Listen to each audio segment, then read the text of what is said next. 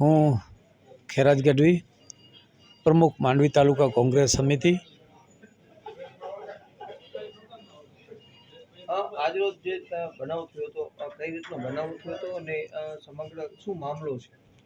જો હું સવારે 10:30 વાગે મારી ઓફિસે હતો ત્યારે મને માંડવી બીચ ઉપરથી કોઈ ધંધારથી કોઈ વ્યક્તિ હતા, એનો મને ફોન આવેલો કે અમને કોઈ જાણ કર્યા વગર, કોઈ નોટિસ આપ્યા વગર પ્રશાસન, એમાં મામલતદારશ્રી, ચીફ ઓફિસર તેમજ પોલીસ સ્ટાફ આવ્યા છે અને અમારી ખાણીપીણીની જે વસ્તુ છે, અને અમે નાના માણસો છીએ, ગરીબ માણસો છીએ, એ વસ્તુને આ લોકોએ જીસીબી, લોડર અને એનાથી નુકસાન કરી રહ્યા છીએ। અમને કોઈ ઉપાડવાનો પણ ચાન્સ દેતા નથી।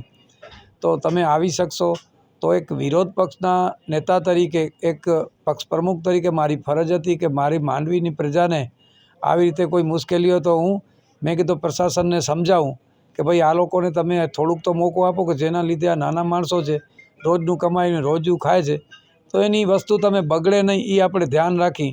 બાકી બીજો કોઈ અમે પ્રશાસનને કોઈ ખોટી રીતે હેરાન કરવા મેં નથી આવ્યા।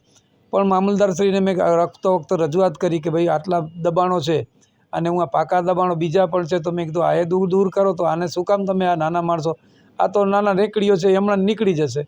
પણ મામલતદારશ્રીએ માન્યું નહીં અને કીધું કે આને તમે પોલીસને હુકમ કર્યો કે આ જે આવ્યા છે એને તમે રિપેર કરી નાખો, એની દવા કરી નાખો કે આ જ્યારે ત્યારે ઊંચા નીચા થાય છે, એમ કરી અને પોલીસે મને પહેલાં તો હું સ્થળ પર ઢસડ્યો રોડ ઉપર, અને ઢસડીને મને લઈ જતા હતા અને એમાં મને ધકબુસટનો માર પણ મારેલ અને મને ત્યાં પડી જવાથી કે આમ એ લોકોના હાથથી મૂઢમારને લીધે મારે કમરમાં પણ ઈજા થઈ છે અને મારે પગમાં પણ ઈજા થયેલી છે।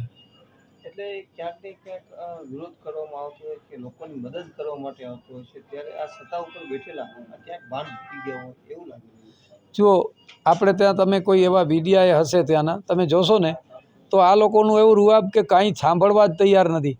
એક હું આગેવાન તરીકે, મારો તો કોઈ સાત પેઢીનો અમારો તો ક્યાં કોઈ ધંધો નથી, હું તો એડવોકેટ છું, એટલે મારે તો કોઈ આમાં મારું કોઈ અંગત તો સ્વાર્થ થતો નહીં।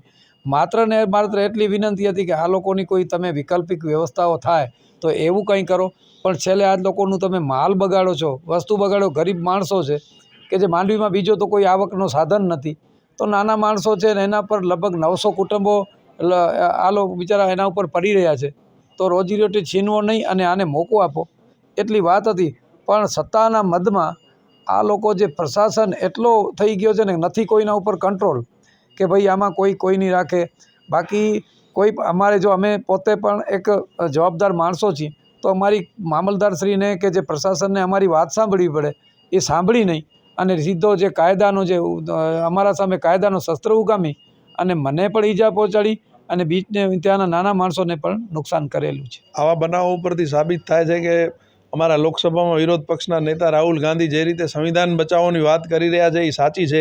આ દેશમાં આજે સંવિધાન બચાવવાની જરૂરત છે, કેમ કે નાના મજૂર માણસો, રોજનું કમાઈને રોજ ખાનારા લોકો માટે તમે લડત કરવા નીકળો છો, ત્યારે તમારાથી આવા બનાવ પણ બની શકે છે। એટલે જ આ દેશમાં બંધારણને જીવંત રાખવાની જરૂર છે, કેમ કે જો પ્રજાના પ્રશ્ન ઉપાડનાર લોકો સાથે, રાજકીય આગેવાનો સાથે આવું વર્તન થતું હોય તો સામાન્ય માણસ આ દેશમાં પોતાની રજૂઆત કરવા જાય તો એની શું હાલત થાય એ આ બનાવથી સાબિત થાય છે। માંડવી પોલીસ પણ માંડવી તાલુકાના વિસ્તારમાંથી દારૂની રેડ એલસીબીએ કરી, જુગાર એલસીબીએ પકડી છે, તો માંડવી પોલીસને એ નથી દેખાતું કે અહીંયાથી એલસીબીને જઈને ત્યાં રેડ કરવી પડે છે, પરંતુ માંડવી પોલીસ મામલતદારના હુકમથી એક રાજકીય આગેવાન સાથે આવું વર્તન કરી શકે છે, મારપીટ કરી શકે છે। માંડવી પોલીસને કરવાના બીજા ઘણા કામો છે, એનામાં એ નિષ્ફળ છે, પરંતુ આવા કામોમાં સરકારના દલાલ બનીને જે ભૂમિકા તંત્ર ભજવી રહ્યું છે એ નિંદનીય છે। માંડવી મામલતદાર પાસે પણ વાડા રજિસ્ટર બાબતે કોઈ જવાબ નથી। ભારતીય જનતા પાર્ટીના આકાના જે મળતિયાઓ છે, એમણે બીચ ઉપર પણ દબાણો કરી હોટલો બનાવી છે, એ એમને નથી દેખાતી। અને રોજ જે ખનીજ ચોરી આખા તાલુકામાંથી થઈ રહી છે, પૂર્વ રાજકીય પદાધિકારીઓ છે એમના દ્વારા હજી પણ થઈ રહી છે, અને ચાલુ વર્તમાન ધારાસભ્ય છે એમના વિરુદ્ધ બોગસ ખેડૂત ખાતેદારનો કેસ છેલ્લા 3 વર્ષથી ચાલુ છે, એ માંડવી મામલતદાર પૂરો નથી કરી શકતા, પરંતુ સામાન્ય લોકોને કેમ મુશ્કેલી પડે એના માટે અવાજ ઉપાડનારાઓને કેમ હેરાન કરવા, એ કામગીરી માંડવી મામલતદાર કરી રહ્યા છે। જ્યારે આ દબાણ દૂર કરવા માટે ગઈ હતી અને પોલીસ જ્યારે નુકસાન થઈ ગયું, એક દીકરી એવું કહેતી હતી કે ભાઈ મારા કપડાં પણ વ્યવસ્થિત નથી, જો આવું જે કૃત્ય થતું હશે શું કહેશો એ બાબતે? 100% કેમ કે મેં વિડીયો જોયો, મને નથી લાગતું એ બેન પુખ્ત ઉંમરના હોય. તમે કોઈ બાળક સાથે આવું વર્તન કરી નથી શકતા. કોઈ મહિલા સાથે તમે આવું વર્તન કરો જાહેરમાં, એમના કપડાનું પણ તમે ધ્યાન નથી રાખી શકતા. અને એ તો નથી કોઈ રાજકીય વ્યક્તિ કે નતા કોઈ વિરોધ કરવા આવ્યા, અને એને છતાં એને જબરદસ્તીથી તમે પોલીસની ગાડીમાં બેસાડવાનો જે પ્રયાસ કરો છો, આ કોઈ કાળે ચાલે નહીં. આજે અમરેલીના બનાવમાં જે રીતે સસ્પેન્ડ થયા એ રીતની તૈયારી માંડવી પોલીસને પણ રાખવી પડશે.